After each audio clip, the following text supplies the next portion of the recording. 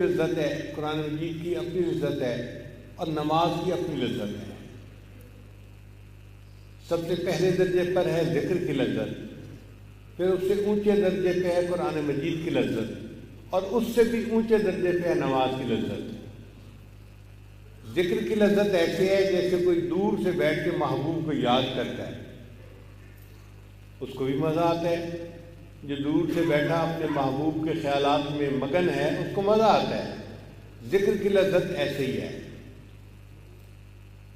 اور قرآن مجید کی لذت ایسے ہے جیسے کوئی اپنے دوست سے ٹیلی فون پہ گفتگو کر رہا ہو۔ تو یاد کرنے کا مزہ کم ہے، گفتگو کرنے کا مزہ اس سے زیادہ ہے۔ اور نماز کی لذت ایسے ہے جیسے محبوب کے سامنے بیٹھ کے اس کا دیدار کر رہا ہو اور بات چیت کر رہا ہو، اس کو مزہ سب سے زیادہ ہے۔ تو نماز کی کیفیت ہے کہ جیسے بندہ اللہ کا دیدار کر رہا ہے اور اس سے ہم کلامی بھی کر رہا ہے۔ اس لیے نبی صاحب نے فرمایا ان تعبد اللہ کأنک تراہ، تو اللہ کی عبادت ایسے کر جیسے تو اسے دیکھتا ہے۔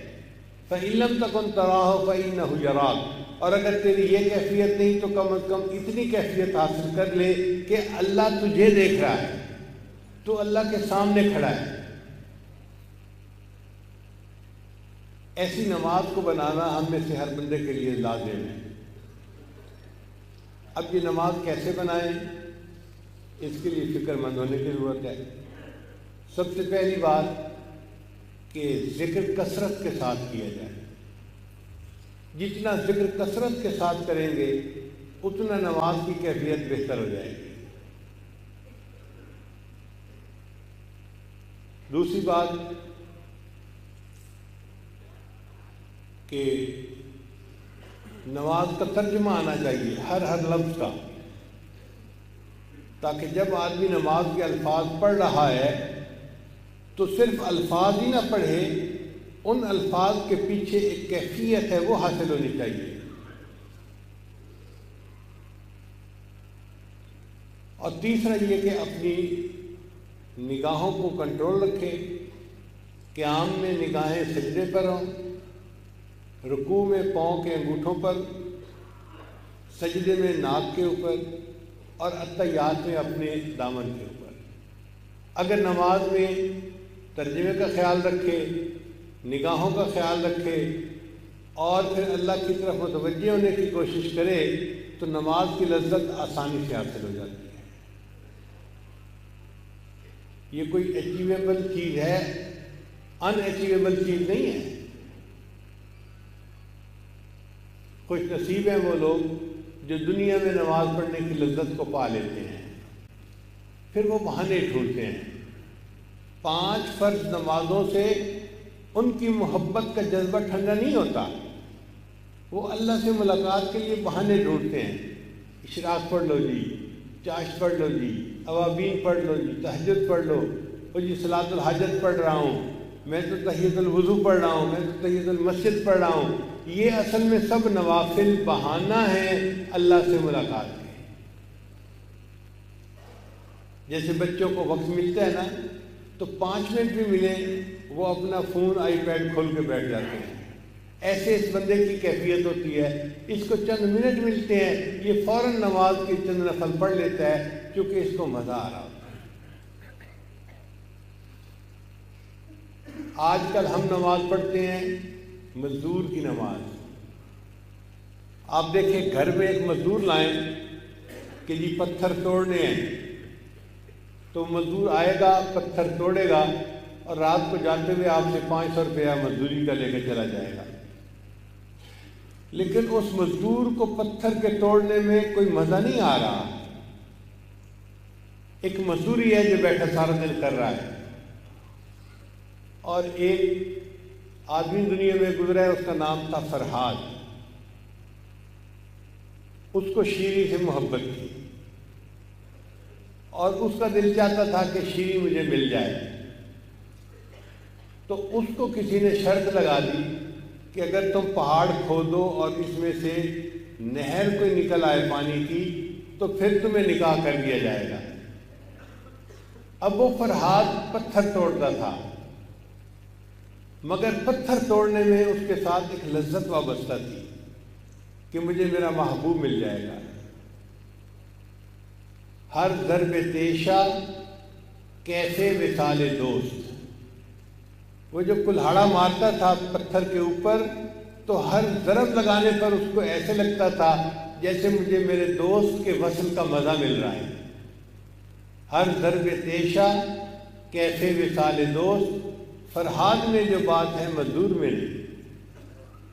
آج ہم مزدور کی نمازیں کھڑے پڑھ رہے ہیں، کاش کہ اللہ ہمیں فرہاد کی نمازیں پڑھنے کی توفیق عطا فرمائے۔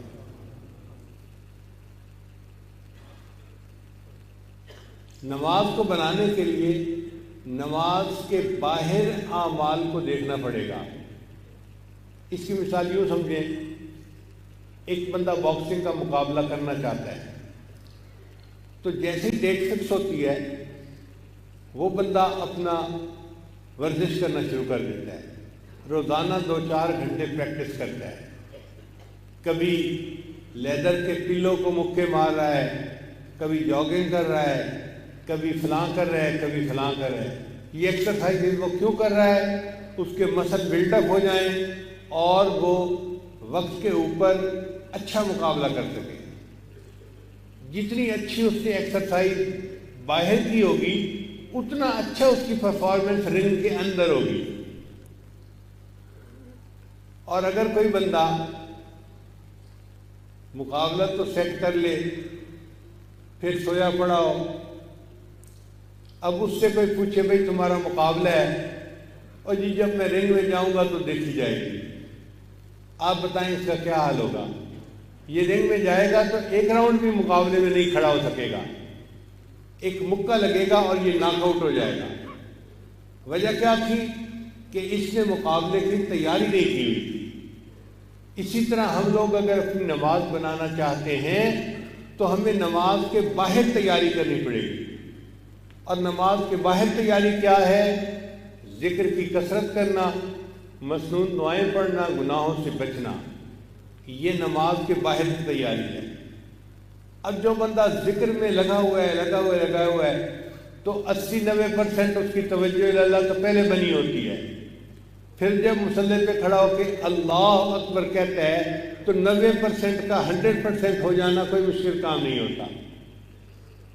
ہم غفلت کی زندگی گزارتے پھر رہے ہوتے ہیں، مصلی پہ آ کے اللہ اکبر کہتے ہیں، تو ایسے تو نہیں ہو سکتا کہ غفلت سے یکدم ہمیں حضوری کی کیفیت حاصل ہو جائے۔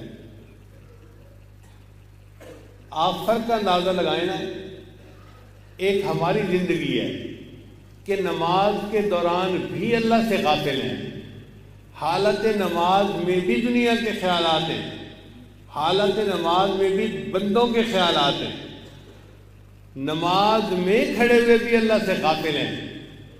اور ایک اللہ کے وہ بندے ہیں جو بازار میں بیٹھے ہیں، خرید و فروخت کر رہے ہیں، اللہ فرماتے ہیں رجال اللہ تلہیہم تجارت ولا بیع عن ذکر اللہ، ان کو تجارت اور خرید و فروخت اللہ کے ذکر سے غافل نہیں کرتی۔ ایک وہ بلندی دیکھے کہ تجارت کرتے ہوئے بھی اللہ سے غافل نہیں ہوتے، اور ایک ہم ہیں کہ نماز کی حالت میں کھڑے ہوئے اللہ سے غافل ہیں۔ اب ہیں کہاں اور پہنچنا کہاں ہے؟ اس لیے ہمیں چاہیے کہ ہم کثرت کے ساتھ ذکر کریں تاکہ ہمیں ذکر کی لذت نصیب ہو، پھر ہمیں قرآن مجید کی تلاوت کی لذت نصیب ہو، اور پھر ہمیں نماز کی لذت نصیب ہو۔ جس بندے نے دنیا میں نماز بنا لی وہ گویا کامیاب ہو گیا۔ اللہ تعالیٰ نے قرآن مجید میں 700 سے زیادہ دفعہ فرمایا ہے اقیموا الصلاۃ، نماز قائم کرو، نماز قائم کرو، نماز قائم کرو۔ ہم بچے کو ایک کام ایک دفعہ کہہ دینا تو سمجھتے ہیں ایک دفعہ کہہ دیا کافی ہے۔ ہماری کیا حالت ہے؟ اللہ تعالیٰ ہے، وہ مالک الملک ہیں، وہ ایک دفعہ کہہ دیتے بندوں کے لیے کافی تھا، جی کہہ دیا۔ اس نے 700 مرتبہ اس بات کو ریپیٹ کیا، نماز قائم کرو، نماز قائم کرو، تو اس کا مطلب ہے کہ نماز کی کوئی اہمیت ہے نا۔ امام ربانی مجدد ثانی رحمۃ اللہ فرماتے ہیں کہ جنت میں جنتیوں کو اللہ کا دیدار نصیب ہوگا، जन्नत में जन्नतियों को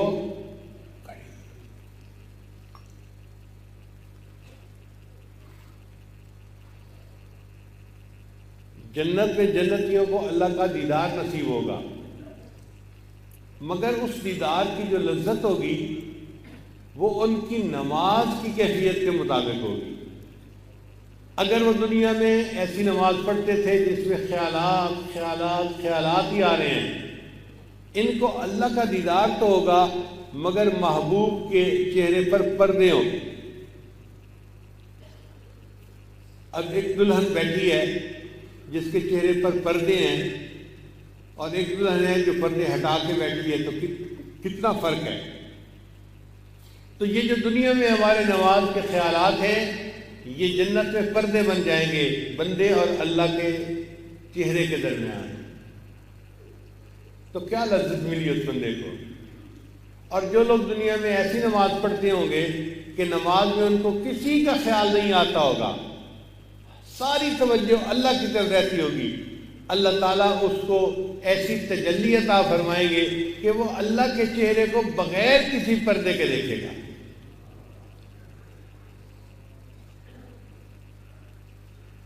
इसको कहते हैं तजल्ली ज़ाती दायमी, कि अल्लाह की तजल्ली किसी को मिल जाए और दायमी मिल जाए हमेशा के लिए।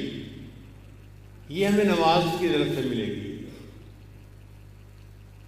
इमाम रब्बानी अपने मकतूबात में लिखते हैं, अगर नमाज ना होती तो महबूब के रुख से पर्दा कौन हटाता और दीदार की लज्जत कौन पा सकता। ये तो नमाज ही है जो इंसान के लिए इस काम को आसान बना देती है। और वो फरमाते हैं कि जो लोग कवालियों में और इधर उधर के कामों में लगे होते हैं, असल वजह यह है कि उनको नमाज की लज्जत हासिल नहीं होती, इसलिए उनको गिना में सुकून मिलता है, उनको नातों में और पढ़ने में और अशार में सुकून मिलता है। जिनको नमाज में लज्जत मिलती है उनको फिर कोई अशार सुनने की ज़रूरत पेश नहीं आती। तो हम अपनी नमाज को बनाएं ताकि हमें अल्लाह ताला के यहाँ कामयाबी नसीब हो, और क़यामत के दिन जब अल्लाह के हुज़ूर पेश हों तो अल्लाह ताला हमारी नमाज को देख के खुश हो जाएं। बैत होने का असल मकसद भी यही है और इसी के लिए मेहनत करनी चाहिए। और जो बंदा मेहनत करता है अल्लाह उसको उसकी मुराद अता फरमा देते हैं।